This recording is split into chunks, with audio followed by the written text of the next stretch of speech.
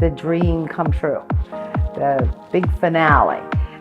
Been waiting a long time to do the dream salon, and it's like someone said to me a long time ago, build it and they will come. And it's really exciting.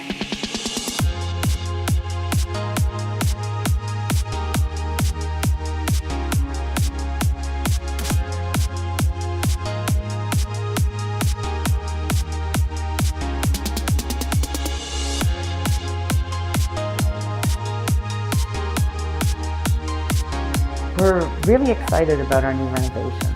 We've lightened everything up. There's a lot of white in there and lower, softer tones, and it gives it a very nice environment when you go in there. And the staff feel very calm, clients like it, and of course they always love it when I do a renovation. They all get excited. A few years ago I was in Portugal. I was very inspired by the white. Everything I saw was white. The new pedicure chairs, that's a major plus. It's wonderful for groups. And then the lighting around, it's just fun. It's more, just makes you feel like you're somewhere else.